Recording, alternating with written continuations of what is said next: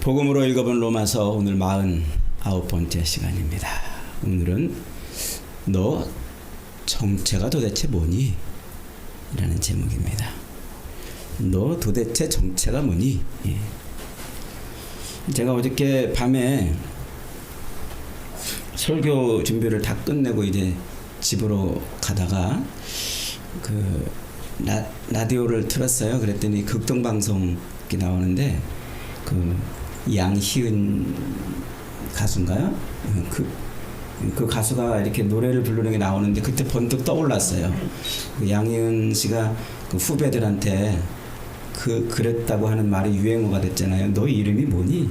이 말이 유행어가 됐다고 그러잖아요. 그래서 그 말이 번뜩 떠올라가지고 밤에 제가 설교 제목을 바꿨어요. 설교 제목을 이렇게 잡았어요. 너 도대체 정체가 뭐니? 이렇게. 궁금하죠? 양 두 마리가 함께 살고 있었어요. 몹시도 무더운 여름날 양 둘은 물을 마시려고 옹달샘에 갔습니다. 그 옹달샘에 가서 그 양 두 마리가 서로 신경전을 벌였어요. 서로 좋은 자리를 차지해서 물을 마시고 싶었던 거지요. 누가 더 편한 자리에서, 누가 더 좋은 자리에서 물을 마실 것인가. 아주 지극히 사소하고 지극히 가벼운 그 문제로 양 두 마리가 서로 얼굴을 붉히고 말다툼을 시작했어요. 점점 말다툼이 격해지더니 얼굴을 막 붉히고 열을 냈습니다. 그러더니 급기야는 가서 서로를 들이받기 시작했어요. 펑 들이받기 시작했어요. 점점 그렇게 서로 격렬해지더니 코피가 터지고 눈두덩이가 찢어지고 그들의 하얀 양털이 붉은 피로 범벅이 되어버렸습니다. 그래도 그들은 지치지 않고 서로를 향해서 그렇게 몸을 던졌습니다. 끝내는 지쳐가지고 눈썹 하나 까딱할 힘조차 없이 쓰러져 버렸습니다. 서로 그렇게 지칠 대로 지친 양들, 그 양들에게로 살금살금 누가 왔을까요? 늑대가 왔습니다. 그리고 저는 그 지칠 대로 지쳐서 쓰러진 그 양떼를 그 이빨로 움켜쥐고 갈기갈기 찢었습니다. 맑고 시원했던 그 옹달샘은 양들의 그 찢긴 목에서 흘러나온 그 뜨거운 피로 붉게 물들었다. 여러분, 저는 지금 동화 얘기를 한 게 아닙니다. 오늘날 적지 않은 우리 한국 교회 형편을 지금 얘기한 거예요. 우리 한국 교회 상당히 많은 교회들이 서로 이렇게 치고 받고 목을 물고 피가 쏟아지도록 그렇게 흔들어대고 싸우는 그런 형편을 지금 얘기한 거예요. 놀랍게도 통계적으로 10교회 중에 6교회가 지금 싸우고 있대요. 6교회가. 너무나 많은 교회들이 내분에 휩싸여서 서로 치고받고 싸우고. 물론 교회는 싸우는 곳입니다. 치열하게 싸우는 곳이죠. 하나, 그 싸움은 서로를 향하여 싸우는 싸움이 아니고 세상의 악한 영들과 죄와 마귀와의 싸움을 싸우는 곳입니다. 악한 영들에 대해서 싸우지 않고 마귀에 대해서 싸우지 않고 죄에 대해서 싸우지 않고 오늘날 많은 교인들이 서로를 대적해서 지금 싸우고 있는 이 어처구니 없는 현실을 지금 저는 이야기를 드린 겁니다. 여러분, 도대체 왜 이렇게 교회는 서로 싸울까요? 왜 우리 교인들은 이렇게 서로 치고받고 싸우고 있는 것일까요? 오늘 본문은 아주 중요한 이유를 우리에게 가르쳐주고 있어요. 사도 바울은 바로 중요한 이유를 두 가지로 오늘 가르쳐주고 있습니다. 그것이 무엇일까요? 첫째로 자기 정체를 모르기 때문에 그래요. 자기 정체를. 제가 오늘 설교 제목을 너 도대체 정체가 뭐니? 라고 이렇게 잡은 것도 치열하게 싸우는 교인들끼리 서로 좀 물어보라고 하고 싶은 거예요. 너 도대체, 당신 도대체 정체가 뭐요? 당신 도대체 정체가 뭐요? 여러분, 예수를 믿으면, 저와 여러분이 예수를 믿으면 예수를 믿는 그 순간에 우리의 정체가 뭘로 바뀝니까? 하나님의 자녀로 바뀌어요. 우리의 신분이 죄인에서 의인이 되는 거예요. 하나님의 자녀가 되는 거예요. 거룩한 자가 되고 천국 백성이 되고 영적 이스라엘이 되고 교회가 되고 뭐 여러 가지 이름으로 표현을 하지만 다 같은 말이에요.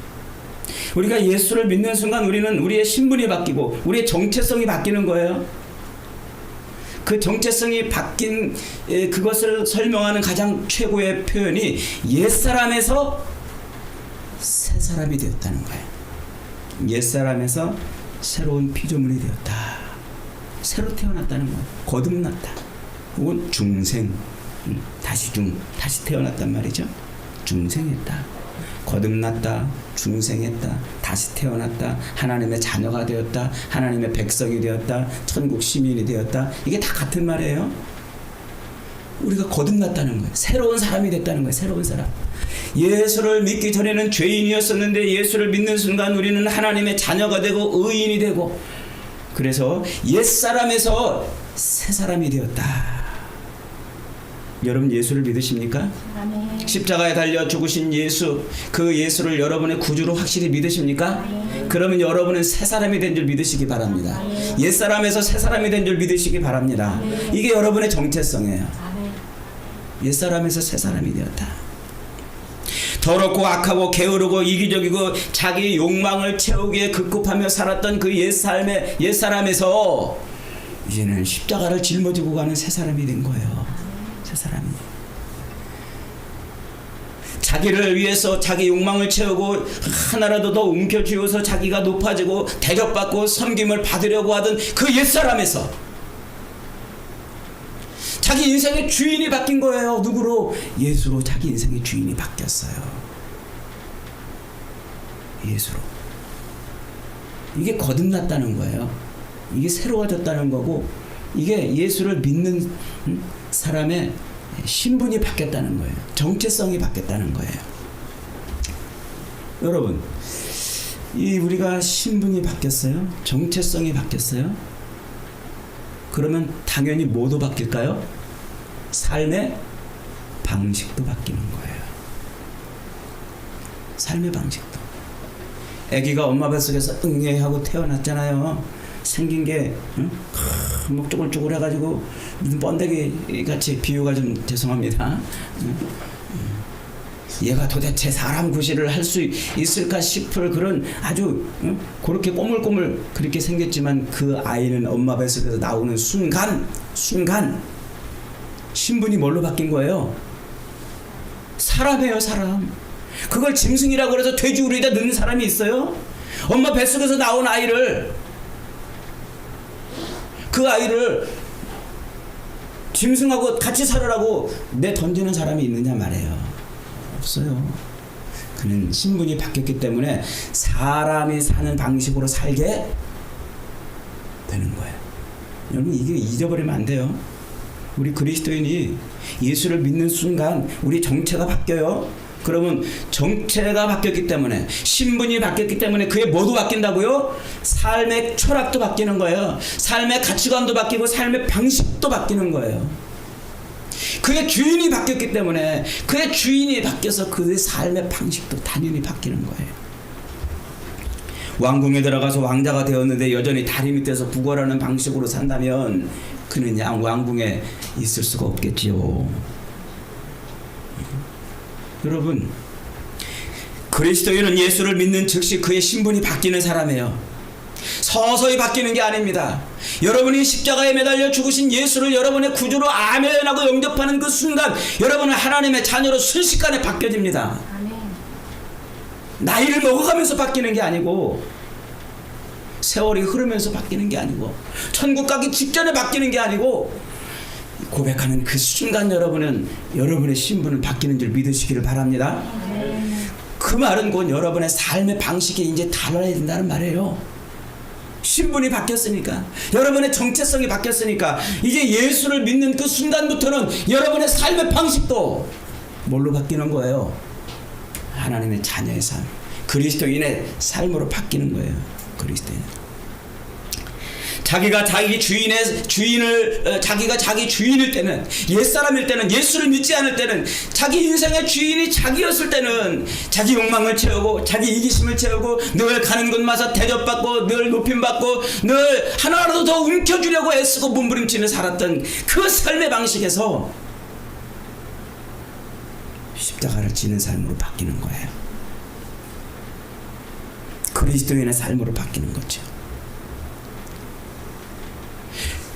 저것을 죽이지 못하면 내가 죽는 그 정글 같은 이 세상에서 어떻게든지 살아 몸부림치면서 그렇게 남을 죽이려고 애쓰고 남보다 올라서려고 애쓰고 남보다 더 높아지려고 몸부림쳤던 그 삶의 방식에서 내가 죽어 너를 살리는 십자가의 삶으로 방식이 바뀌어야 돼요. 이게 그리스도인이에요. 우리가 예수를 믿는 순간부터, 십자가에 못 박혀 죽으신 그 예수를 나의 구주로 나의 주인으로 믿는 그 순간부터 우리의 삶의 방식은 내가 죽어서 너를 살리는 그 십자가 삶의 방식으로 바뀌어야 돼요. 바뀌어야 돼요. 신분이 바뀌었는데도 여전히 삶의 방식이 바뀌지 않았다. 정체가 바뀌었는데도 여전히 옛날 자기 옛사람의 정체성을 가지고 산다? 그건 심각한 문제가 있는 거예요. 심각한. 그 사람은 다시 봐야 돼요. 다시 봐야 돼. 예수를 믿고 하나님의 자녀가 되었고 하나님의 사람이 되었고 새 사람이 되었고 예수를 주인으로 섬기는 사람이 되었고 천국 백성이 되었는데도 아직도 옛 사람의 삶의 방식, 자기 욕망을 채우고 이기심을 채우고 높임받고 대접받고 하나라도 더 움켜쥐려고 남을 죽여야 되는 그런 정글 같은 삶을 살던 방식으로 사는 사람은 다시 눈 뜨고 잘 봐야 돼요. 양의 탈을 쓰고 온 일일 수 있어요. 예수님이 말씀하셨잖아요. 마태복음 7장에서 거짓 선지자를 삼가라. 양의 옷을 입고 너희에게 나오나 노략질하는 일이라 말씀하셨잖아요. 교회 안에서 예수를 믿으면서도 서로를 용납하지 못하고 서로의 이야기를 듣지 못하고 그 사람보다 더 높임 받으려고 하고 자기의 그 알량한 권력을 휘두르고 자기의 그 알량한 것들 가지고서 남에게 대접받으려고 애를 쓰고 몸부림치는 사람은 그리스도로 옷 입었지만 속에는 이리일 수 있어요. 여러분이 예수 그리스도를 믿는 순간 여러분의 삶의 방식이 뭘로 바뀌어야 돼요? 십자가 삶으로 바뀌게 돼 있어요. 진실로 만왕이 되시고 만주가 되시고 모든 인생의 통치자가 되시는 예수가 여러분의 그 마음속에 그 영속에 들어가 있다면 그 영의 통치를 받게 돼 있어요. 영의 지배를 받게 돼 있고 그분의 삶의 방식이 그의 삶을 통치하게 돼 있어요. 이걸 거부한다면 문제가 있는 거겠죠. 그래서 교회는 예수를 믿는 그 고백을 한 그 사람들이 모여있는 그 순간부터 교회는 삶의 방식이 바뀐 사람들의 삶이 나오는 거예요. 세상 저것을 죽여야 내가 사는 정글 같은 세상이 아니라 어떻게든지 섬기고 어떻게든지 높여주고 어떻게든지 대접해주고 어떻게든지 내가 죽어 저것을 살리려고 하는 그런 삶의 방식으로 바뀌는 거예요. 그래야 교회 안엔 다툼이 없어요. 그래야 교회 안에 싸움이 없어요. 네가 나보다 나은데 내가 어떻게 싸움을 걸겠어요? 당신이 나보다 훨씬 나은데 내가 어떻게 그를 붙잡고 시비를 걸겠어요? 여러분, 우리가 함께 이렇게 예배를 드리고 함께 교회가 됐다는 것은요, 구주를 우리 주인으로 섬기는 거잖아요. 고백하는 거잖아요. 저 사람의 주인이 누구예요? 저 사람의 주인이 주님이에요. 주님. 오늘 여기 재밌는 표현이 하나 있어요. 그 표현 한번 좀 4절 한번 읽어보겠습니다. 4절 시작. 남의 하인을 비판하는 너는 누구냐? 그가 서 있는 것이나 넘어지는 것이 자기 주인에게 있음에 그가 세움을 받으리니 이는 그를 세우시는 권능이 주께 있습니다. 남의 하인을 비판하는 너는 누구냐? 이렇게 없죠. 여기서 그 남이 누굴까요? 예수님이에요. 예수님이 그의 주인이잖아요, 이제. 그러면 그는 누구라는 거예요? 그는 예수의 종이라는 거예요. 예수의 하인이에요. 그 예수의 종인데 내가 뭐라고 가서 주인이 따로 있는데 가서 내가 주인 행사를 하냐 말이에요. 그의 주인이 따로 있는데 내가 뭐라고 가가지고 그의 주인 행사를 하는 말이에요. 그걸 뭐라고 그래요? 저거 주인 따로 있는데 내가 가서 그 주인 행세하는 것을 두 글자로 뭐라고 그래요? 갑질하네. 이런 갑질하고 있네. 갑질한다고 그러는 거예요. 갑질이 뭐예요? 완장차고 나 대접해달라는 거 아니에요? 주인 노릇하려고 그러는 거 아니에요? 여러분, 교회는요, 성도들은 주인이 다 있어요. 누가 주인이에요? 예수님이 주인이에요. 그리스도가 주인이에요. 내가 그 사람 주인 아니에요. 내가 뭐라고 내가 그 앞에 가가지고 주인 행세하고 내가 뭐라고 그 앞에 가서 갑질하고 내가 뭐라고 그를 이래라 저래라 할 수 있겠냐 말이에요. 그러면 안 된다는 거예요. 그럴 수 없다는 거예요. 그럴 수 없다. 그를 세우시는 이는, 그를 세우시는 권능이 누구에게 있다? 그가 서든지 넘어지든지 그것은 주님이 하실 일이에요. 주님이 하실 일.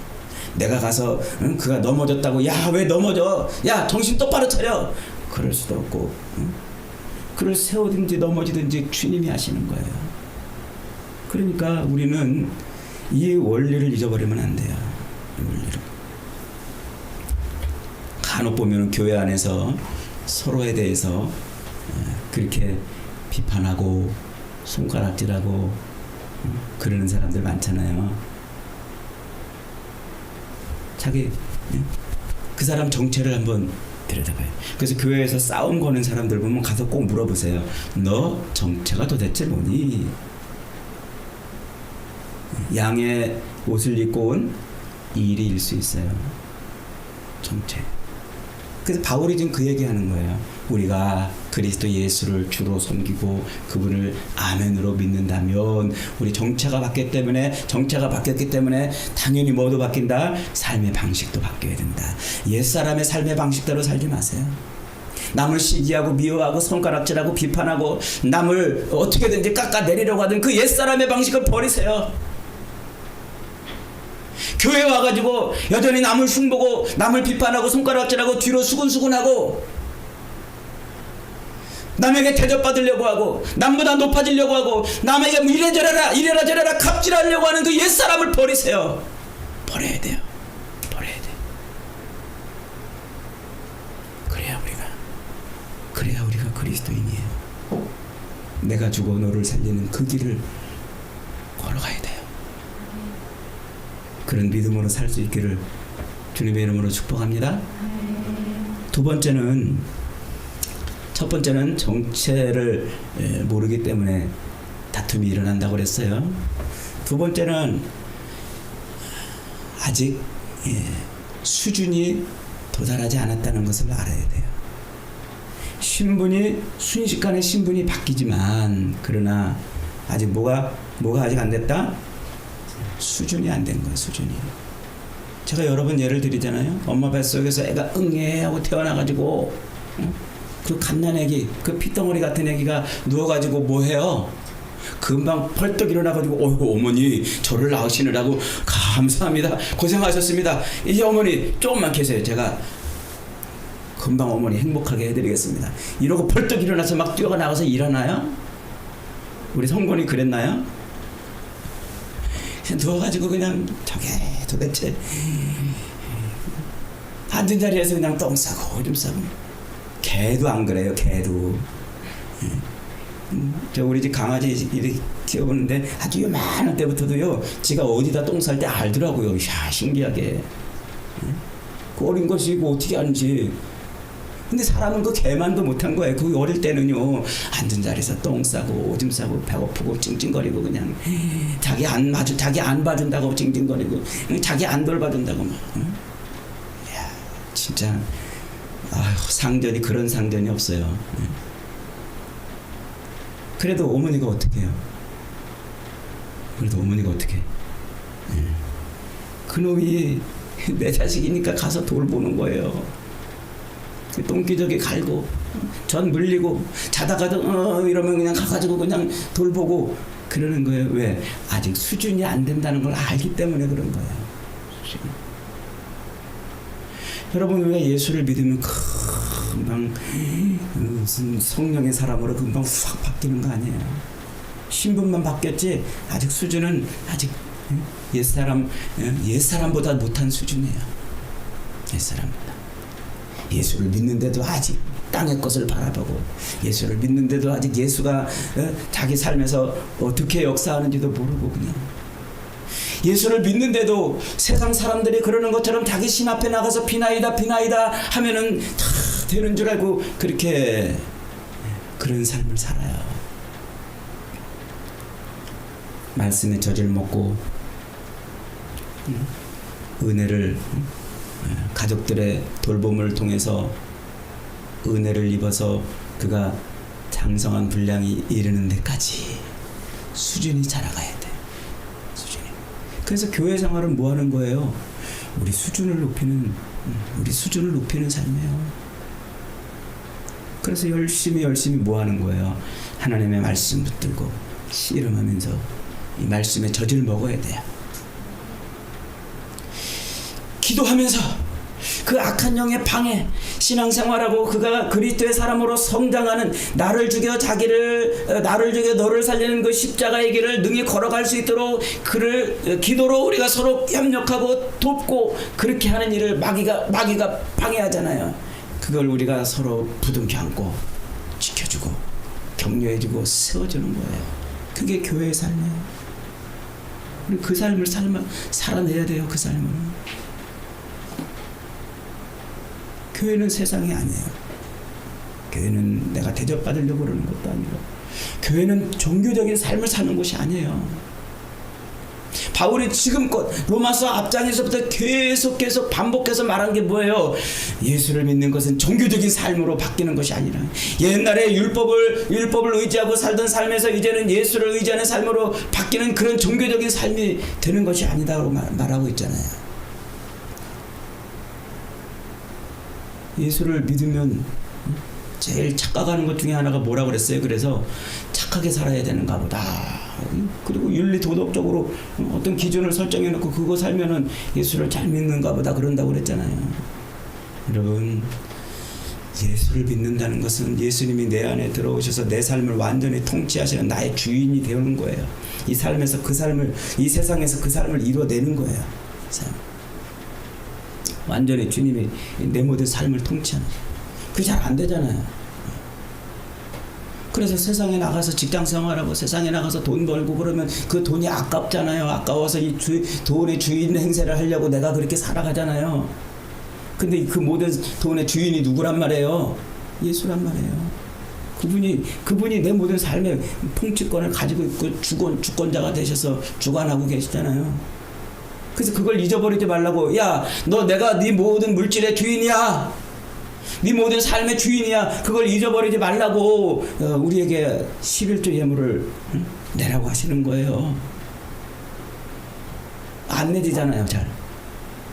신앙이 어린 사람은 예수를 탁 믿고서 예수 믿기로 작정하고 세례받고 그러면 처음에 이게 잘 안 돼요. 왜 안 돼? 왜 안 돼요? 아직 수준이 안 되기 때문에 안 돼요.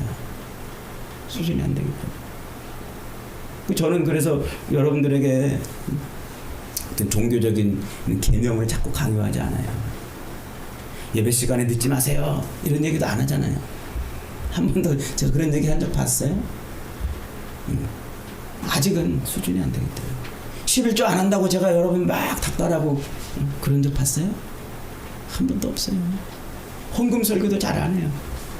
단지 여러분들이 그리스도 안에서 성장할 수 있도록 말씀으로 저는 그렇게 여러분에게 말씀을 먹이고 있는 거예요.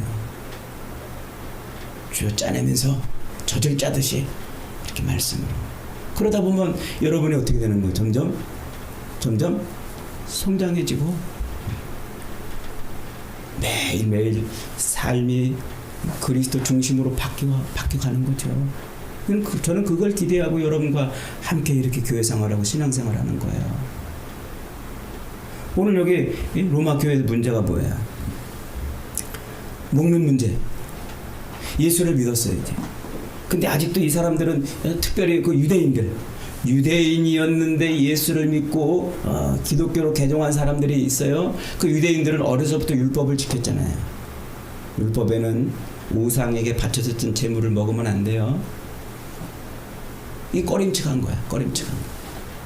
그래서 이 꺼림칙한 것 때문에 교회 안에서 로마 교회 교인들 중에는 또 헬라인들 있잖아요. 유대인들이 아니라 그 헬라인들, 이방인들, 로마인들.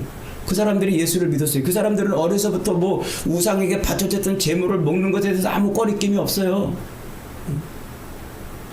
그러니까 그런 것 가지고서 서로 충돌이 일어난 거예요. 바울이 지금 얘기하는 거예요. 그리스도를 믿으면 정체가 바뀌었기 때문에 삶의 방식이 바뀐다. 그럼에도 불구하고 아직 우리는 수준이 안 됐기 때문에 우리는 수준을 높여 가야 된다. 그러니까 용납해야 돼요. 용납. 예전에 어떤 분이 교인들끼리 막 싸움이 붙었어요. 그래서 가만히 들어보니까 개고기를 먹느냐 마느냐 이거 가지고 여러분 개고기 그리스도인 되면 개고기를 먹어야 되나요? 안 먹어야 되나요? 개고기를 먹어도 돼요? 안 돼요?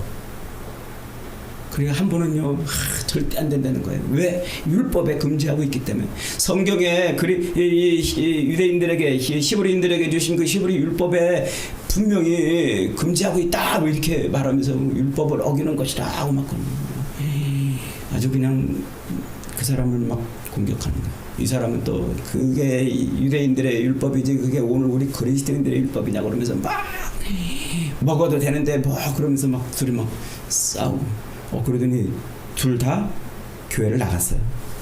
세상에. 여러분 그 비본질적인 것 아디아포라 가지고 본질적인 문제를 건드리면 안 돼요. 제가 옛날에 그렇게 미련한 짓을 했어요.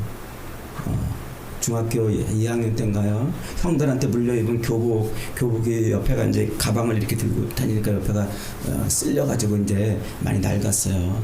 그 어느 날 보니까 이만큼 구멍이 났어. 그래서 요참에 새로운 교복을 사달라고 그래야지 그러면서 빡빡 찢었어요.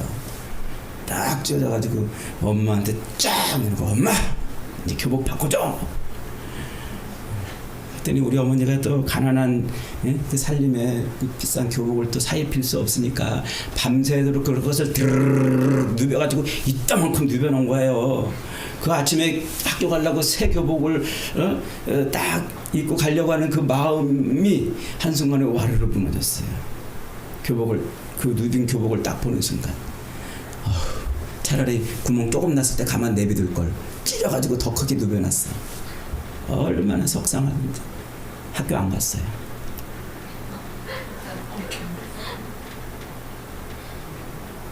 아니 교복 찢어졌다고 학교를 안 가는 미련한 사람.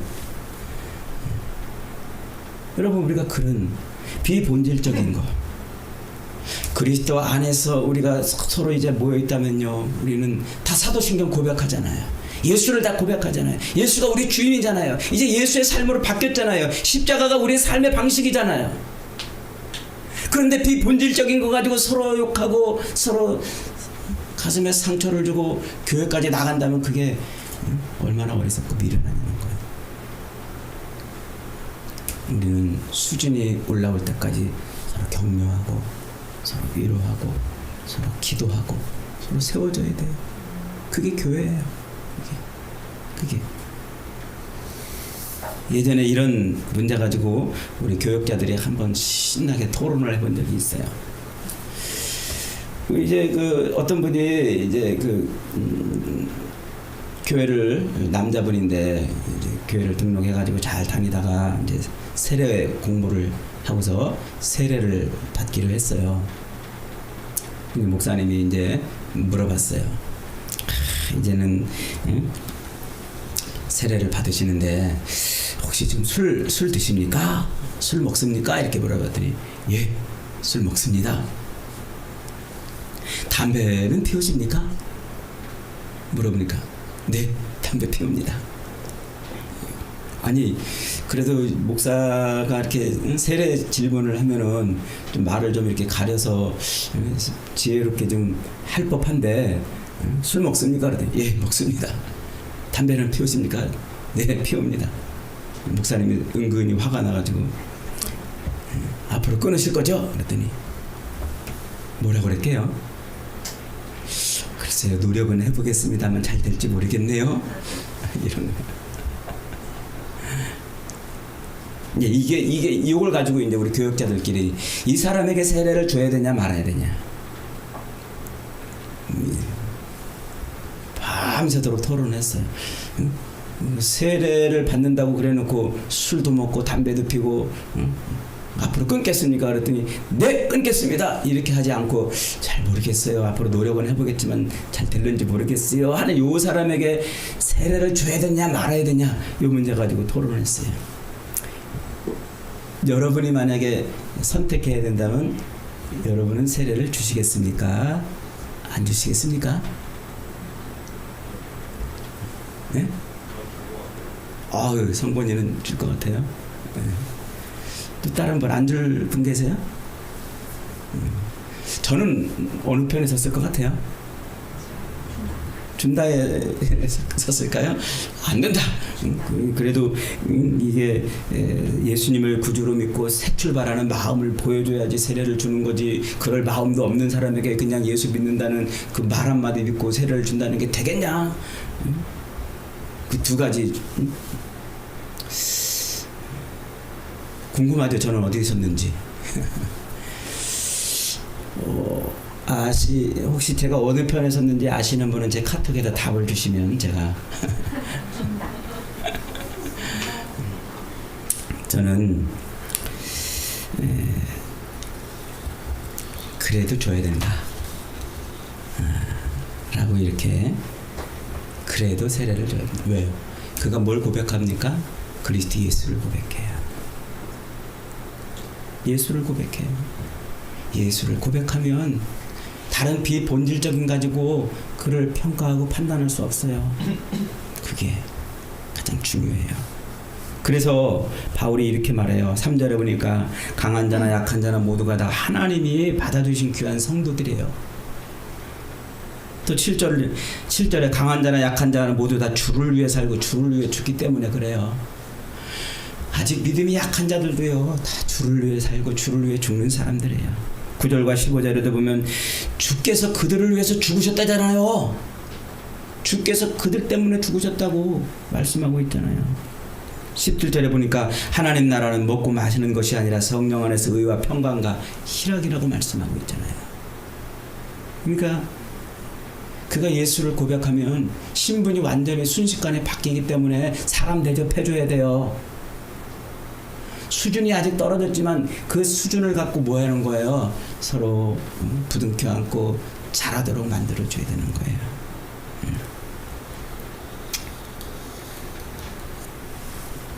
여러분, 우리가 이 땅을 살면서 하나님이 우리를 부르셨어요. 그래서 교회가 되게 하셨어요. 이제 저와 여러분은 교회로 사는 거예요. 삶의 방식이 바뀐 사람들이에요. 주인이 바뀌었기 때문에 삶의 방식도 바뀌어요. 그러나 아직 우리는 연약한 자들이에요.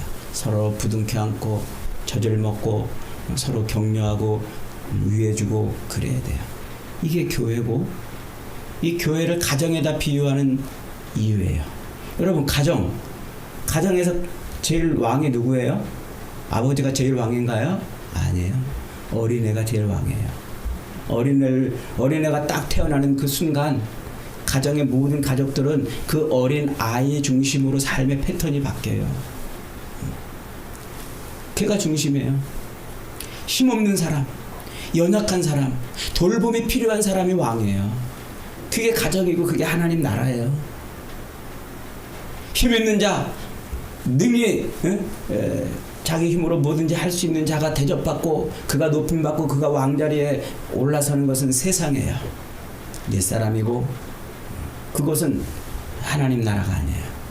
하나님이 통치하시고 하나님이 주관하시는, 하나님이 주인이신 하나님 나라, 그 하나님 나라는 연약한 자가 대접받고 연약한 자가 돌봄받고 연약한 자가 위로받고 그러는 거예요.